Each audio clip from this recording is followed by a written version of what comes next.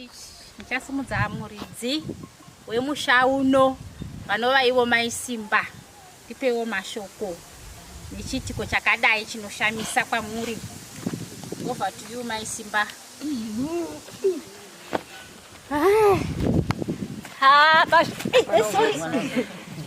Pazvinotendwa palapa mozora dzimba dzaka pakana mvura chingotora madhende chingovharavo asi dzimba dzatenda zvikuru kicheni imba kubikiravo nebhatiri rekugezera netoileti zvinofadza maningi ngodzerwa kongomira nevana saka mvura ngachibvidza kungokuwa madhende chingotasa pashe saka Mwari vandikombereravo asi mvura dzivafara nyaya Mwari unonyasha besa asati kabozva akuna munhu ambozvakazvozvakadai akuna munhu andambozvivaka akuna zvinhu zvinombobuda zvisagazve asi zvinotenda izvi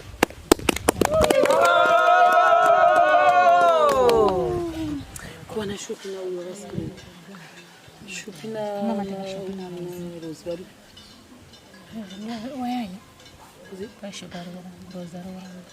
rozari kuramba Tinokutendai mai Simba nemashoko enyu okutenda mashemarians nebasa rose ravakaita vachitungamirirwa naSister Sharon. Regai sezvandangotaura kuti nhasi tichapa mukana kuvanhu vashoma nekuda kweprogramu iri pakati pedu mashemarians. Nokutendai Sister Sharon, nokutendai. Regai tisire mukana uno kuna Councillor nzvimbo ino vanova ivo vanjanjeni. Over to you Councillor. Mazita Director of Ceremonies. Muenzi wedu unonyarikana Sisi Sharon ndoti pamusoro lisesa hose namwe namadhodha ikwemu nami nawo Kesile kuvalavula ichichangana toda kutendai mose makwanisa kuuya pano kuzoona mabasa akanaka akaitika munzvimbo ye kwaMutape Farai. Yanga iri shuviro yangu yekuti taifanira kudai tichiti takawanda pano tichiona zvose tichitaura zvose kuti yakasvika sei kunzvimbo kuno. Mwana uyu wakaberekwa musi wa 27 February. Ndoda kutaura program payakatanga kuuya ndichita inception meeting navo. Musangano wangu kuvagashira vachiuya muwadi munomu vechisvika namai Manzungu akatakura vanhu ava kusvika kumba kwangu ndimai Manzungu. Saka kuchindau tinoti kwai tsima yousiku tenda wauya nayo handi ndizvo. Ngatimboombera mai Manzungu nezvavakaita izvozvo. Right. Ini ndanga ndisingazivi musikana anonzi Sharon kuti ndizomuziva inini. Mai Manzungu ndo andakatanga kuonana navo. Mai Manzungu oti Councillor tinogona kuita hwenyu ndichazosvika naho kumba kwenyu. Ndoti hwenyu ndehupu zvikanzi pana hama yangu vanogara kwaGutuku vachada kushanya asi vashanya kunoku ndichasvika naho kumba kwenyu. Ndikati aiwa zvakanaka. Chokwadiwo musi wa 27 February ndakazoona mota ichisvika Pamba, mai Manzungu varimo, Sisi Sharon varimo nevamwe vasikana vaviri vasipo pano. Vasvika takamhorosana tikazivana ndokubva vataura Madam Manzungu vakati ndo hwenyu huya hwandakakuudzai Councillor kuti kune vaenzi vachada kuuya munzvimbo muno. Ndobva ndachibvunzawo Sisi Sharon nechimiro chavo kuti vanoita nezvei. Saka haasiri dhona. Ndoda kuti pajeke ipapo itrust iboka rakaumbwa nevane vanhu vanotambura pamwoyo pavo kuti tinofanira kuti tinotarisa vanhu vanotambura tibatsire nepatinogona napo. Saka vadaroko vakabva vanditi taikumbirawo kuti mutitarisirewo munharaunda mwenyu pamunofunga kuti tingapinda neruoko rwedu. Saka tine vanhu vatakaconsider ipapo vatinoti vanorarama nehurema. Ndo target yedu yatakatanga kutarisa ipapo. Tikatarisa vanhu tikaona vanhu vashanu.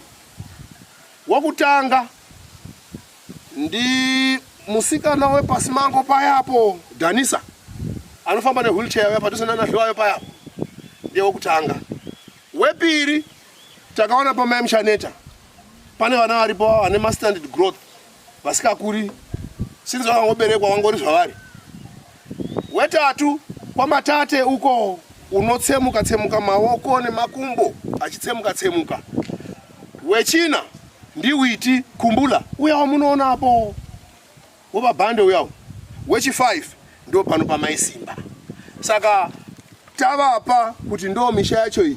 Ndakabva ndavapa zvinetendero kuti chindai munoona misha yacho iyoyo. Imi kuona kwamuchaita muchaona kuti ndezvipi zvinofanira kubatsira nazo. Wanga uri 27 iwoyo. Saka vakatenderera mishayo yose vakaona paDanisa vakaonawo zviripo nezvaanoda kuti abatsirwe ndizvo zvake zvepamuiri wake vakamutsvagera. Kwa matate Gaviri 2 vakanoona akaona kuti unodawo mafuta nemagloves anofanira kuti azore kuitira kutsemuka kuya vakazviona zvikabuda. Right. Pamai Mushaneta vasvikapo vakaenda koona ugaro hwavo vachigara pasi pomuti. Ngandidaro kuti pasi pomuti panga pasina chairatidza kuti chinyi chiripo. Ndokubva vatoti apa tinofanira kuti homestay. Saka vakandiudza vakati Councillor zvataona kumweni kwacho tinokwanisa kungovabatsira hedu zvichidarika. Asi Pamai Mushaneta panoda kuti vake musha. Saka first project yakaitwa Mwaderuko. Yakangoita setup seizvozvi ikavakwa Pamai Mushaneta. Tikazoenda ipapo kunoikomishena semawira ataita zvinasi kuti ava kuzokomishena. Tikakoka nharaunda namutape Farai ndakavakoka kuti munofanira kuti muuye muzoona chiti kuno ndakanga ndichiziva kuti takubva kwaDeriko takuya kwamutape Farai. Saka ndinofunga vakagumawo nguva yakazodilea haina kuzoita kuda vakazodzoka handina kuzosangana nawo ipapo. Takazokomishena awa kumanheru tikavapira makii avo ekuti vachipinda mudzimba mavo. Then phase 2 ndo yakanga yaye panapa pamatlanga panapa. Saka ndinoda kutenda ugari hwemuno mutape nevanhu venyu makakwanisa kugashira chirongwa. Ndaidai ndakauyawo pakutanga kweproject but ndandine mabasa akandiwandira ndairamba ndakabuda ndichidzoka. Saka ndoda kutenda kuti ndaingopuwa feedback yekuti basa riri kuenda mberi kusvika musi uno ndazoudzwa kuti Councillor pedu taita. Saka vanotenderwa kuita maprojects 2 muprovince. Saka manikana ndifungai kukura kwayakaita kutangira paRusape uya kunana Bohera kuina unaona Chimanimani Chipinge ino yose. Asi takasarudzwawo pano ngeizvozvo ngatimbozviuchirira maoko. Mukafunga province makurira yakaita tine madistricts anokwana kuita 7 districts. Vana Nyanga, vana Bohera, vana Chimanimani, vana Chipinge, vana Mutasa, vana vani vose. Asi vakauya kuzomhara muno mukubudikidza ngemusikana uyu Mai Manzungu. Tingadai tichiti tinacho takambotoona chinonzi Shema Trust. Ngandichiinda project ndakupai overview yayo project iyo ine kushanda kwavanoita. Vanoshanda nemapartners shamari dzavanonzwana nadzo. Sharon wacho unombova ani ndoba ndakuda kupinda ndikupei madetails ake. Munoinzwa inonzi Shema Trust handiti ngatisiye trust uku ngandiuye pana Shema. SHE wakamirira kuti Sharon. MA weShema wakamirira kuti Manzvera. Chiri chizvarwa chekwaGutu. Saka tinoda kutenda kumhuri yekwava Manzvera yakatiberekera mwana rimwe zita rake ndichipo. Unozi Sharon Chipo Manzvera. Tinoda kutenda mhuri yekwava Manzvera yakatiberekera musikana uyu. Nhasi uno watiratidza mabasa makuru kwazvo akanaka. Hatisina kumbogara takarota muupenyu hwedu kuti tingaona munhu kadzi angauya echiti ndinoda kudetserawo vanotambura. Akadzidza musikana uyu. Iyeyo. It's a hold of masters. Une master's degree. Zvaripopa. Akadzidza kuSouth Africa, akabva akaenda kuEgypt. Ndokwa akazouya neurongwa hwacho ihwohwo. Saka Shema Trust yakatangwa muna 2019 muZimbabwe muno. pavakaifoma trust yavo muna 2019. Then iye musikana 2015 kusvika 2016 anga ari kuThailand kuAsia kuchikoro kwaakanga ari ikoko. Saka unoshanda nemapartners ake. Saka yakafomiwa 2019 achiuya muZimbabwe muno. Ikoko ndo kwaakadzidza. Kuda wakaita social science handizivi kuti degree rake ranga rirei rinobata pahana yomunhu kuti azive kuti munhu unofanira kusimudzirwa. Nhasi uno tiri kudada nebasa rakanaka kwazvo rataitirwa munharaunda mwedu. Hatizofi ihistory ilandmark yaaisa iyoyi. Hatizofi takamukangana musikana uyu nekuti Farai village mwechingodarika nenzira kudai mukaona musha unoyu munoona Sharon akamira. Handiti ndizo? Nevamwe vake vaishanda nawo munobva mazoona izvozvo. Vekwaderuko muchipfuura nenzira iya paigara mai muchaneta nguva imweni munotadza kutozopaziva kuti ndipo here apa. Ini ndauto kuti kuma low density kuya sekunoko futi kuma low density hakuna noise kakuno kwakanyarara hakusi ku high density kuno ku low density handika kuma suburb. Saka tiri kuti makorokoto maisibanda nezvamaitirwa izvo hapana akamboona Mwari namaziso edu kudai. Asi Jehovha vakasika munhu nomufananidzo wavo. Saka kana tichiona Sharon achisvika munzvimbo muno kutotumwa kuti ndawo kunzvimbo yekwana Maparadze kuvillage yekwaFarai kuvillage yekwaDeruko kune vanotambura variko unovabatsira. Nhasi uno akubuda munzvimbo muno mukuenda inguva yaakubuda ndiyo, but kwandiri ndasara neronda nekuti ndaifunga kuti kuda uchatiwedzerei mazuva nemaprojects munzvimbo muno. Tine nzvimbo dzatakanga takaidentify kuti pakati paida kupakabatsirwa, asi nekuda kwenguva akudiwawo kumwe. Saka ndiri kukushuvirai rongo rakanaka Sharon pakuwaenda kwamuri kuita project ino nekushanda kwatakaita kwenguva shoma shoma. 27 February vachipinda muno mwedzi mungani February anga atoperaka. Saka takwerenga ndi March April May uno asati atopera. Asi wavaka misha mingani misha miviri yatopera kudai. Ngativauchirire maoko. Ngativauchirire maoko. Moyo wenyu iwoyo muzvari manzvera murambe muinawo. We will always remember you.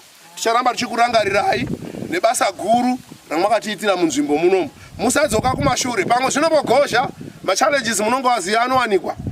Zvimwe zvinombonetsa asi tinoda kutenda kuti you managed. Makakwanisa kuti muachieve objective yenyu yekuti ndinoda kuzosimuka munzvimbo muno ndavaka misha miviri.